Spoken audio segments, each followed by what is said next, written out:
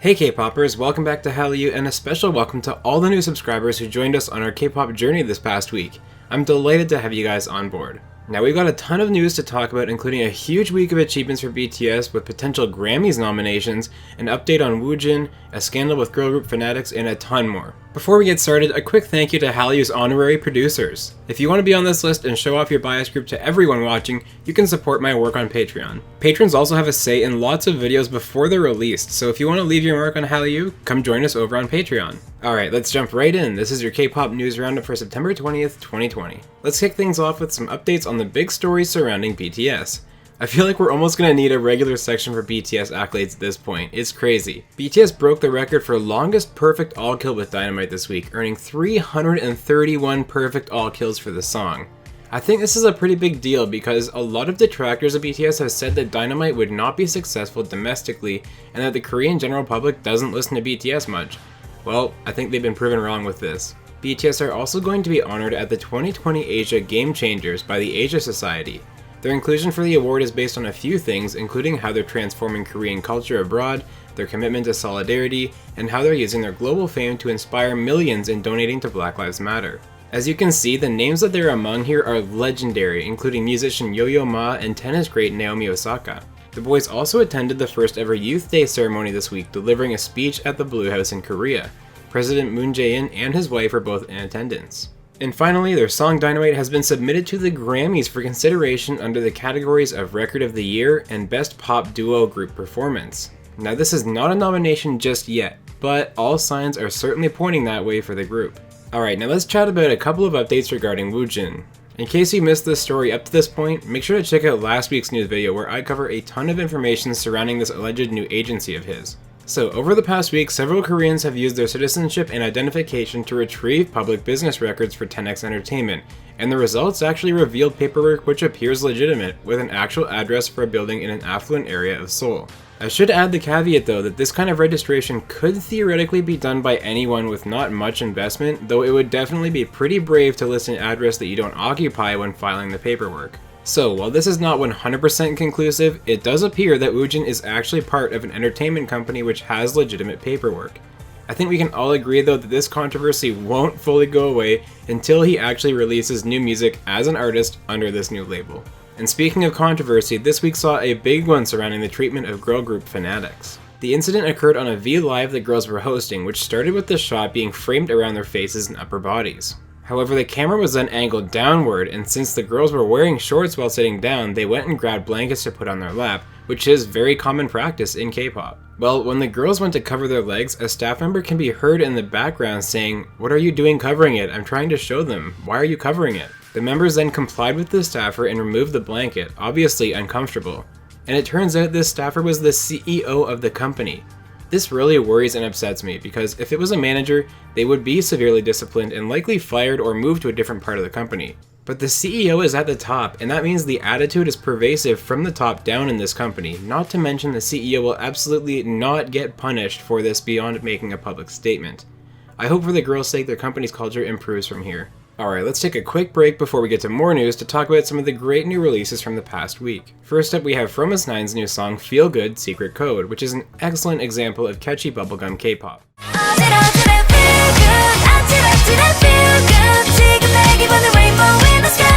Astro members Moonbin and Sanha formed a duo for their release, Bad Idea. All I got is bad ideas. I'm durewant this bad. Stray Kids dropped another great song and fantastically edited MV this week with Backdoor.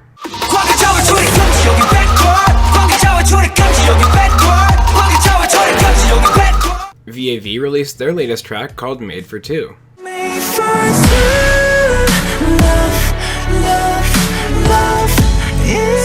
PH1, Golden, Big Naughty, and J Park collaborated on the song Oscar, which appears to be a tribute to the hit TV show Friends. Am I the only one seeing this?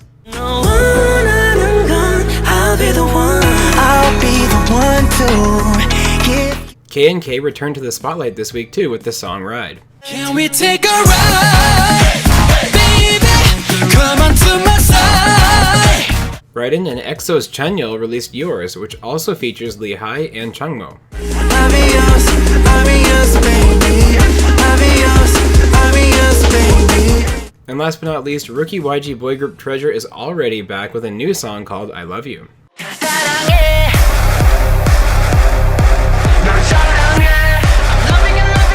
There were of course lots of other songs released this week too, so share the new music you've got on repeat down in the comments. Personally, I cannot resist Fromis9's catchy bop Feel Good. In other news, Island's group will be debuting in November and it will be called ENHYPEN. This is actually the group that Big Hit and CJ ENM are collaborating on, so it'll be very interesting to see what kind of success they have. The name's meaning is supposed to relate to the process of growth and discovery. Sonamoo's Nahyun and Sumin won their lawsuit against TS Entertainment, which gives them the rights to end their contracts due to TS not upholding its own responsibilities in the contract. Unsurprisingly, TS has already filed an appeal because, frankly, it seems like all they know how to do is be petty and mismanage their idols. You can check out the BAP section of my recent deep dive to learn more about their past failings. In a recent V-Live, Dreamcatcher's Woohyun told fans that Handong will be returning to Korea soon, meaning Dreamcatcher will be united as Seven once again. Hopefully, this means their first win is around the corner. I mean, it has to be, right? CJ ENM's dance-focused YouTube channel Studio Chum is launching a new project soon to showcase artist performances and dances, and the first guest will be none other than IZ*ONE's Chaeyeon. Blackpink will be gracing the cover of Elle magazine's October issue in the United States. Is anyone else seeing an early Halloween costume of Han Solo when they look at Lisa here, or is it just me?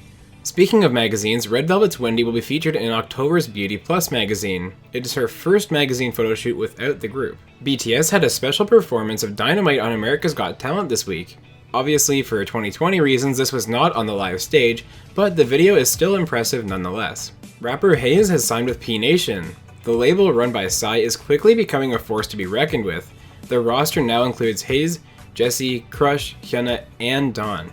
Tomorrow by Together are coming back in October. Their new album is expected towards the end of the month. Wiki Miki are also having a comeback in October, which will be a mini album. It'll be the third comeback this year for the group. Speaking of upcoming October releases, LOONA are expected to have a comeback on October 19th with a mini album called Midnight. Blackberry Creative has announced that Hasul has decided not to participate in promotions as she takes care of her health. And as an interesting side note, BlackBerry and their parent company Polaris also just lost an appeal on a lawsuit filed by their investors, which requires a 3.5 billion won repayment, but they've stated this will not affect LOONA's comeback in any way. And we're not done there yet, as 17 is also having a comeback in October. They're hoping for a second consecutive million copy sales total after their 7th mini album did so earlier this year. And in case you didn't already think October is going to be incredible for K-pop, NCT is also releasing a new album in October under NCT 2020. After the huge success of the NCT 2018 Empathy album, my expectations are very high for this comeback. Cards BM announced on Eric Nam's K-pop Daebak podcast that he has plans to release a 2-part album next year. One side will be more focused on R&B, while the other side will be straight rap. BTS's RM has donated 100 million Korean won to the National Museum of Modern and Contemporary Art Foundation to celebrate his birthday. RM is actually known to frequent museums in his spare time, so this is a really nice gesture. Former AOA member Choa made her first social media post in a year this week, gearing up for her return. She also shared this beautiful cover of Maroon 5's Girls Like You on her brand new YouTube channel. I need a girl like you, yeah, yeah. Yeah, yeah, yeah. Yeah. Congratulations are in order to Wonho, who has surpassed 100,000 sales for his debut mini album Love Synonym Part 1, Right For Me. Now we'll round out the segment with some sad but kind of funny news. WeGirls updated their Instagram bio to suggest the group is entering their 3rd generation of promotions, adding more weight to the rumors that former member Ellie left the group on bad terms. The way they've handled this situation and the meme-worthy content in their bio really does feel immature, so hopefully better times are ahead for these girls. Alright, now let's talk about what happened on music shows this week. This week on music shows was simultaneously more of the same and a surprising change in winners. The week started off with Oh My Girls Yua taking an emotional first ever solo win for Bon Voyage. Then BTS and ITZY retained their wins from last week, with BTS taking 3 more wins for Dynamite on Show Champion, Music Bank, and Show Music Core, while ITZY once again reigned supreme on M Countdown to earn their 5th win for Not Shy. Then the week ended off with Blackpink and Selena Gomez taking their first win for Ice Cream on Inkigayo, seemingly out of nowhere. As you can see in the score, this was thanks to very strong SNS numbers and YouTube views on their part. So when the dust settled, we had 4 different winners this week. Will any of this week's releases steal the spotlight next week? Let me know what you think down in the comments. Alright K-popers, you're officially caught up. Let me know what news stood out to you down in the comments. Thanks very much for watching, and be sure to like and subscribe so you don't miss out on all of the great K-pop news and entertainment that's coming to you each and every single week here at Hallyu.